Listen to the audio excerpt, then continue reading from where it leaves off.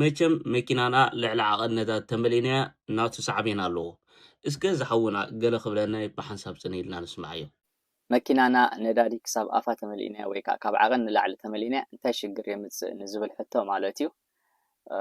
መጀመርያ ነቲ ሲስተም ከመይ ይሰርሕ ክንርድኦ ኣለና ማለት እዩ ሕጂ ንክርዳእኩም ኢለ እዚኣ ስእሊ ስኢላ ኣምፂአልኩም ኣለሁ ማለት እዩ እዚኣ ሕጂ እንተያ እዚኣ ሞተር እያ ማለት እዩ ሕራይ እዚኣ ትራንስሚሽን እያ ማለት እዩ እዚ ሕጂ እንታይ እዚኣ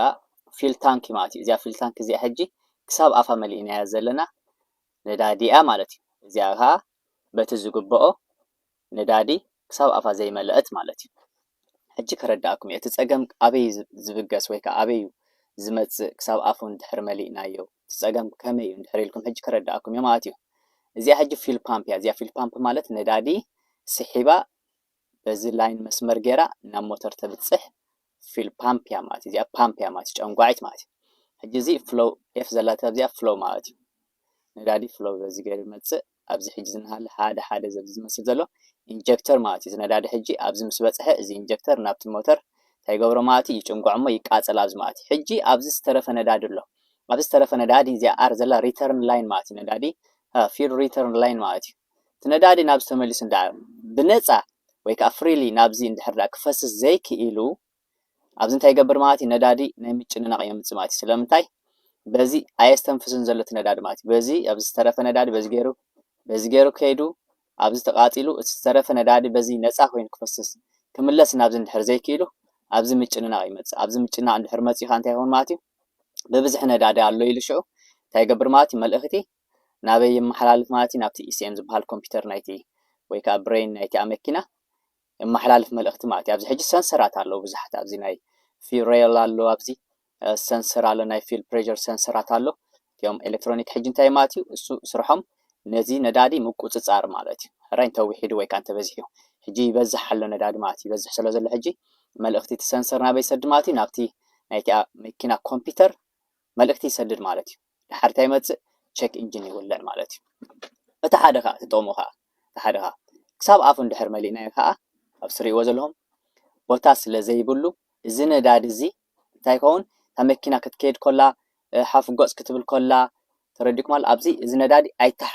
መሕቆኒ ዝኸውን ቦታ የብሉን ካብዚ ናብዛ ይብል እቲ ነዳዲ ማለት እዩ ስቴብል ኮይኑ ኣሎ ማለት እዩ እቲ ነዳዲ ተረዲእኩም ኣሎ ኣብዚ ሕጂ እንታይ ኣይፍጠርን ማለት እዩ ቬፐር ኣይፍጠርን ጋዝ ኣይፍጠርን እዩ ኣብዚ ዝፍጠር ጋዝ እንታይ እዩ ብጣዕሚ ውሑድ እዩ ማለት ብጣዕሚ ውሑድ ስለምንታይ ቦታ ኣብዚ ስለ ዘይብሉ ኣየር ስለ ዘይብሉ ኣይሕቆንን እዩ ማለት እዩ ሕጂ ንኣብነት ሓንቲ ላብ እዚኣ ከሪአኩም እየ እዚኣ ትሪእዋ ኣለኹም ክሳብ ኣፋ መሊኣ ኣላ ከምዚ ክትሕቆን ኮላ ሕጂ ኣብዚ ኣየር ስለ ዘይብሉ ቦታ ስለ ዘይብሉ ሞር ጋዝ ወይ ከዓ ቬፐር ኣይፍጠርን ማለት እዩ ተረዲእኩም ኣሎ ኣየር ስለ ዘይብሉ እንድሕር ደኣ እዚኣ ከዓ ልክዕ ከምቲኣ ጋዝ ከምቲኣ ፊል ታንክ ጎዲላ ዘላ ከምኣ ጌርኩም ሕሰብዋ ማለት እዩ እዚኣ ሕጂ እንታይ ኣላ ማለት እዩ እዚኣ ከምዚ ክሕቆን ከሎ ቦታ ስለ ዘለዎ ኣብዚ ቦታ ስለ ዘለዎ ሞር ጋዝ ሞር ባብል ይፈጥር ማለት እዩ ይሕቆን ሕጂ ሞር ጋዝ ሞር ባብል ተፈጢሩ እንታይ ኣሎ ማለት እዩ ሞር ጋዝ ኣሎ ቬፐር ኣሎ ማለት ከዓ እንታይ ኣሎ ማለት እዩ እዚ ጋዝ ኣብዚ ናይ ቬንት ቫልቭ ኣለዎ ማለት እዩ ኣብቲ መንገዲ ማለት እዩ ኣብቲ ሲስተም እቲ ናይ ቬንት ቫልቭ ሕጂ ስርሑ እንታይ እቲ ኣብዚ ዝፍጠር ቬፕ ወይ ከዓ ጋዝ ማለት እዩ እቲ ዝሃፈፈ ማለት እዩ ካብዚ ይሕቆን ምሽ ምስተሓቆነ ኣብዚ ጋዝ ይፍጠር እቲ ጋዝ ሕጂ ናበይ ዝኸይድ ናብ ከንስተር ቻርኮል ዝበሃል ኣሎ ኣክንዲ እቲ ጋዝ ንሱ ናብ ደገ ዝወፅእ እሞ ንደገ ተወፂኻ ንኣከባቢያዊ ዝብክል ተመሊሱ እቲ ጋዝ ኣብዚ ዝተፈጥረ ብምሕቋን ድዩ ብሙቀት ብቴምፕሬቸር ድዩ ዝተፈጥረ ኣብዚ ጋዝ ማለት እዩ ከም ሃፋ ኮይኑ ወፂኡ